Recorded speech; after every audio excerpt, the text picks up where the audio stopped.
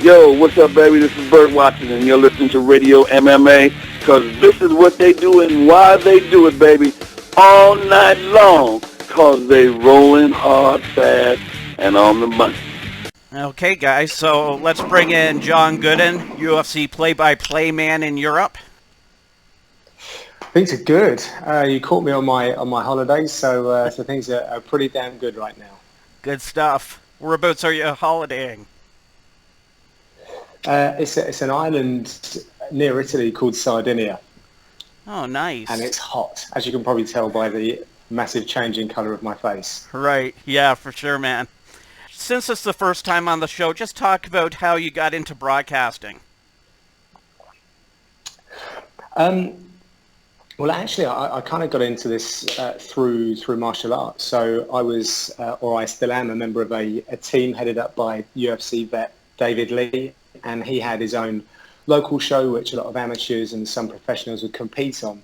And typically, I'd be kind of in the back doing pads, maybe a little bit of cornering, something like that. But we just, it was propositioned to me to try out some commentary, because then the guys would have something to look back on, and it would make it a more fun and entertaining way that they can watch their fight. So I'd had a bit of a background in TV before, but nothing major. I'd harboured kind of ambitions to be a TV presenter, but I'd parked with many years before I gave commentary a go. So yeah, so it came around again, and it just kind of snowballed from there. Next thing I know, I was doing the Cage Warriors gig, and that really did open the door for me to get the UFC gig.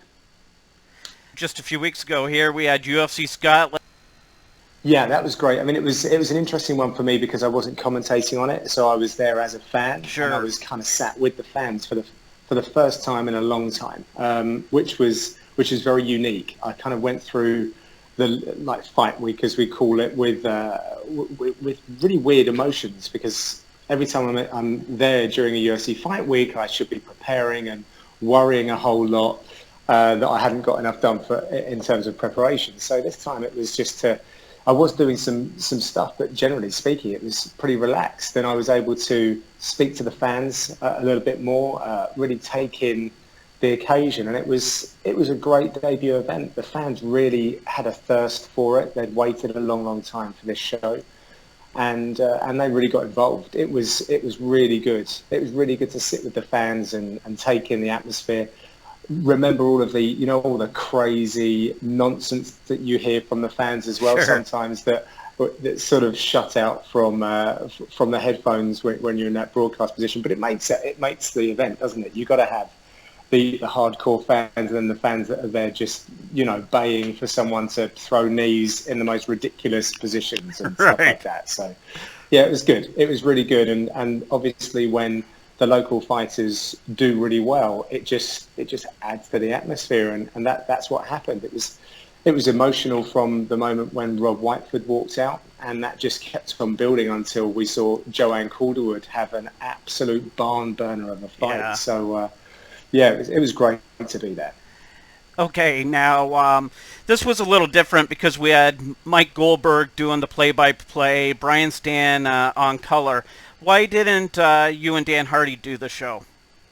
It's simply a Fox thing. So the scheduling fell on the calendar in a certain day, and that just happened to be when Scotland was penciled in. So, okay.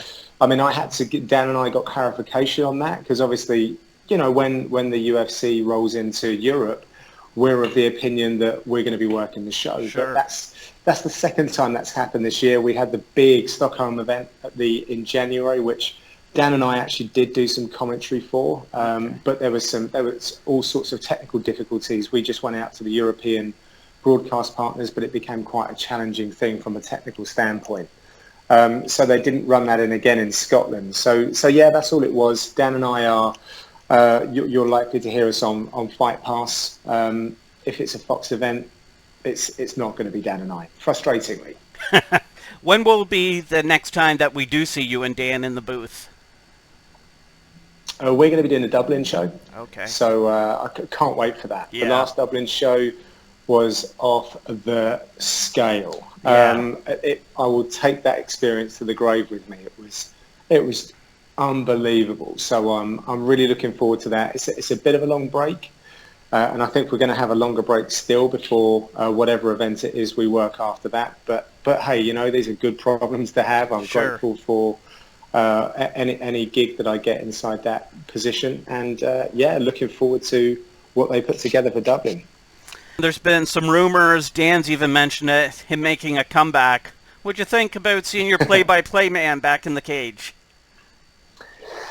Oh man, wouldn't that be something? You know, we got to remember that. I mean, I was a Dan Hardy fan years before I started working with him, and we've become good friends. And I'm a martial artist myself. That's how I started in this game, and every time I step into that commentary position, I feel my body twitching throughout the fights. You feel the energy. You kind of you understand a little bit, only a little bit from my perspective, because I'm not a well by no stretch of the imagination like anywhere near these guys. However, you know, I've been competitive in combat sports for many years, and it's sometimes, yeah, I feel that. I can't imagine what it must be like for Dan to see what's going on in front of him, knowing that he's still on the roster essentially, and it's some crazy, you know, medical sign-off procedure that's stopping him from expressing himself, you know, in the world's greatest proving ground. So, yeah, I wish him all the very best in getting that clearance. I hope it happens for him so that he can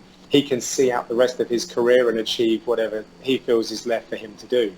And of course, I would love to be the play-by-play guy for any fight that Dan Hardy's in. It's never a dull fight, and I believe that I've been close to that situation to be able to offer some interesting insight. Yeah, for sure, man. Now, you started this UFC Octagon side post-fight show.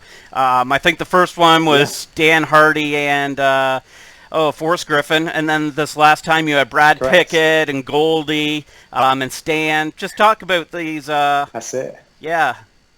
Yeah, so I started up an official UFC podcast called Octagon Side with John Gooden. So it's that's an audio podcast that comes out every Friday. Okay. We've had some really great guests. I do an alternating style of show where I have like a magazine format one week, and then the next week I'll do a special subject. So we've had the evolution of the UFC within the UK. We've had Irish mixed martial arts, and I've got many more planned. But just as an aside, I thought it would be quite an interesting idea just to set up a camera and put it on a number of chairs in a room to record what it's like when I take off my bow tie, when Dan unbuttons his waistcoat, you know, and we just sit there and talk about what we've just seen, you know, from a broadcast perspective. And also, you know, having Brad Pickett there this time, he was sitting in the crowd as well, so he can give some reflection on what he's experienced. So yeah, it's giving more insight into the different aspects of the goings on within this crazy vehicle that's the UFC. And the fans are so, Dana White, Lorenzo, many of the executives, etc., have been given or have given the fans unrivaled access to all of the different smallest parts sometimes of the promotion, how it works. So it really is just running on from that. I don't think it's been done before. So yeah, so that's what we're doing with the video piece. But obviously the other podcast is just giving more insight and telling the stories of the guys around Europe and the Middle East. A few weeks ago, Bellator did this Kimbo Slice versus Ken Shamrock fight, and a lot of people on Twitter were saying the fix is in. Do you think fights get fixed in 2015?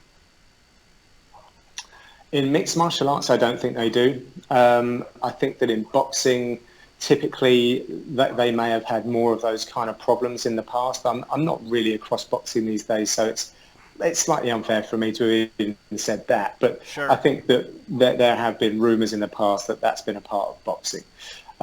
So prize fighting, I think there probably are still elements, but I can't, certainly not at the highest level of mixed martial arts. I can't see it. I really can't see it. I don't think it was in that fight either. So this sport's so dynamic, and the integrity of martial arts, I think, is still true in what we're doing, and that's why we're all probably so much in love with the sport still. Ronda Rousey is throwing down this coming weekend. Is there a more dominant champion than Ronda? Well, John Jones was doing pretty good. Ronda's Ronda is a very, very special athlete, and it's proved time over now that there is a massive gap between her and the rest of the division. I looked at this fight with Dan for a little show we do called Inside the Octagon, where Dan puts his analyst's hat on and breaks down the real technical aspects of this. And you know, we looked to this again, and it's tough to see how Ronda loses any fight right now in that division. It really is. She is an evolving fighter. She is still getting better. She came into this as a high-level judoka who was adding different skills, particularly her boxing. I think she's really enjoying those other aspects as well, and now she's chaining them together so much better that it's like a handicap race. I don't know if you have that phrase in the States where you have a 100-meter race, but someone's already starting 20 meters up the track. You know, it's just, for me, that's how the female bantamweight division looks, and I can't see her losing anytime soon. But Kaher is a very powerful, rugged, dangerous opponent. So and we have to take into consideration the environment, and Ronda is fighting in Brazil. That's going to be tough, although I do believe that Ronda has a big following in Brazil as well. So is that going to be as big a factor as Betch Kaher feels it might be? Who knows? Well, we'll have to wait and see. The biggest news on Twitter this week has to be the firing of Stitch Duran. I don't want to put you on the hot seat or anything. Just talk, though, the importance of a cut man in the sport. Yeah, I think from a fighter perspective, fighters, they like to feel comfortable. And when you have familiar faces around who do a quality job, you will be more comfortable as a fighter. It's like having a consistent cornerman. You know you're going to hear that voice, you're in tune with that. If you get Stitch come into your corner, he might have wrapped your hand several times before, so he knows how you like to have that done, or you're certainly more comfortable that he's going to be able to take your instruction. But also, you know that he's not going to, crash that very valuable minute between rounds and do a terrible job and get in the wrong place. All that kind of stuff. It's taken out because he's a true pro. Sure. That said, there are, and there always will be, other cutmen of the highest order. We've got some really good guys in Europe, actually, who do a fantastic job, and they've done really good work in boxing, and now we're thankfully seeing them lend their skills to our sport as well. But it's sad when anything like this happens. It's not good for any parties because people have an opinion on it. But it's a difficult one. I don't know the ins and the outs, but I do believe in this Reebok deal. I think we need to clean the sport up in certain ways, and I'm a big man on branding, and sure. I think that if you have strong brands, it encourages other blue chip companies and things like that. So I don't know, I can't remember the exact thing, but I don't know if Reebok can even get involved with cutman and commission and things like that, because then they're putting their name behind a third party and all of these sorts of things. I really don't know too much about it. It kind of broke whilst I was, downing tools, if you like, and sure. I've been sipping on non-alcoholic cocktails, of course. I think the hangover of it is just very unfortunate. I think it's sad to see anyone who has a very high level of skills no longer participating in the greatest sport in the world, and it's a real shame. But it's caught the attention of the fans for sure. Okay, John, before I let you go, let's end this on a positive note. I want you to give me your opinion on this main event, Saturday, August the 8th. We got Glover, and he's taking on OSP. Glover comes in on a 2-fight losing streak, and OSP's won 2 in a row. How do you see this fight going down? Yeah, OSP is riding high. I didn't see him rise as quickly as this, a year ago. I wasn't sure that was going to happen, and it certainly has. he's another one, he's an honest, hard-working guy who's putting it all together really well. And this is a good time for him in the light heavyweight division, whilst it's slightly more open. I think that the motivation for guys like OSP is right there now. They can see that with the absence of John Jones, it's allowing other names to kind of rise to the front, and he will probably be taking from that. And he's got a tough guy that's ahead of him, but now that he's seen other people defeat him, he can take a look at the strategies that were employed in that way, and maybe if they play into his own physical and mental strengths, he can use that to his advantage. So that's a really good scrap in the light heavyweight division, and 205's getting exciting again. Yeah, for sure. I say again, it's always been exciting, but obviously with what's happened to John Jones, it just adds an X factor. Looking over the betting odds for this, Glover's a small favorite. He's minus 130. OSP's coming in at plus money. Do you ever look into the betting odds when you're doing research before your play-by-play? Not as much as I should.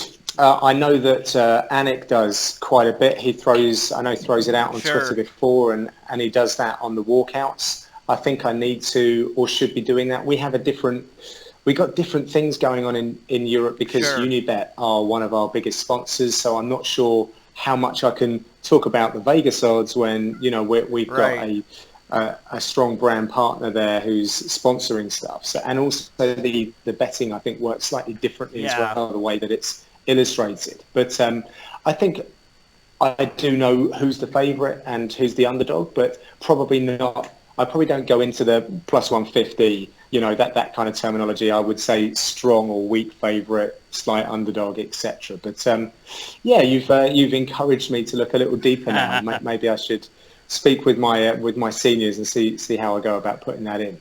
Okay, sounds good, man. I'll let you go here. Do you want to throw out any social media before we go?